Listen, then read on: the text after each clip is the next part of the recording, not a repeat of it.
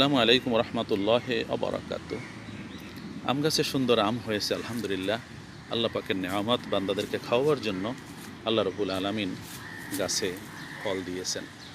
কদিন আগে আমরা এই গাছে ফুল দেখেছিলাম, সেই ফুল থেকে এখন ছোট আম হয়েছে।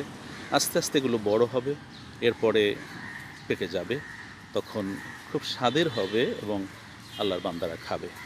একটি বিষয় এখানে স্মরণ করার মতন, সেটি হচ্ছে যে আমের যেই রূপটি, কদিন আগে ফুল ছিল, এরপর অত্যন্ত ছোট ছিল এবং এখনও ছোটই আছে। আস্তে আস্তে সবুজটা গাঢ় হচ্ছে এবং এই সবুজটা গাঢ় হয়ে এক ধরনের বড় আমে তখন পরিণত হবে এবং তারপরে যখন এটি পাকার পর্যায়ে চলে যাবে, তখন এই আমগুলো আস্তে আস্তে আবার সবুজ ভাব ছেড়ে তখন আস্তে আস্তে কালার পরিবর্তন হবে এবং একসময় হলুদ কালারটা বেরিয়ে আসবে, লাল বেরিয়ে আসবে এবং আমটি যে পেকেছে সেটি বোঝা যাবে। তখন খুব সুস্বাদু হবে, সবাই খাবে। এখন এখানেই একটি বিষয়, যে মানুষের কিন্তু ইমানটা ওই রকম, যে মানুষের উপর থেকে আমরা বুঝতে পারি তাদের আচরণের মাধ্যমে। যেমন সবুজ, সবুজের পরে গাঢ় সবুজ, তারপরে আবার হালকা, তারপরে এক পর্যায়ে হলুদাভ, তারপরে লাল, তারপরে সুঘ্রাণ বের হয়ে যায়।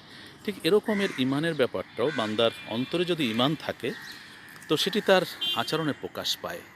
এই আমের ভিতরে যে পরিবর্তনগুলো হচ্ছে, সেই পরিবর্তনগুলো আস্তে আস্তে দৃশ্যমান হয় এবং এই দৃশ্যমান অবস্থা বুঝেই মানুষ বুঝতে পারে যে এটি এখন খাওয়ার উপক্রম হয়েছে এবং খাওয়ার যোগ্য হয়েছে এবং এটি পেকে গেছে এবং মিষ্টি হয়েছে।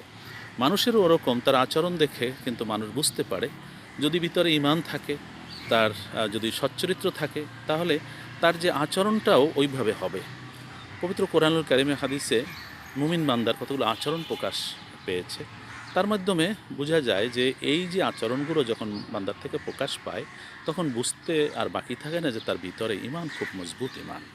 সেজন্যই ভিতরে যদি আপনার ঈমান পাকা থাকে, আপনি যদি ভালো ঈমানদার হন, কোরআন হাদিসের দৃঢ় বিশ্বাসী হন এবং আল্লাহ রসুলের সুন্নাহকে মহাব্বত করে আমল করেন, তাহলে উপরেও কিন্তু একটি পরিবর্তন লক্ষণীয়। যখন আল্লাহ রাব্বুল আলামিন কোরআনে বলছেন যে যখন ওয়াইবাদুর রহমানিল্লাযীনা ইয়ামশুনা আলাল আরদি হাওনা, যে আল্লাহ তিনি রহমানুর রহিম, রহমানের বান্দারা জমিনে চলে অত্যন্ত নম্রভাবে। এই যে নম্রতা প্রকাশ করা, এই ধরনের বিষয়গুলো কিন্তু কোরআনে এসছে। তো সেই জন্যই বলবো যে ভিতরে যদি বান্দার শুভ চিন্তা, ঈমান থাকে, তো উপরে তার প্রকাশ পাবে। আল্লাহ আমাদেরকে মজবুত ঈমান দান করুন। আসসালামু আলাইকুম রহমতুল্লাহ ওয়া বারাকাতুহু।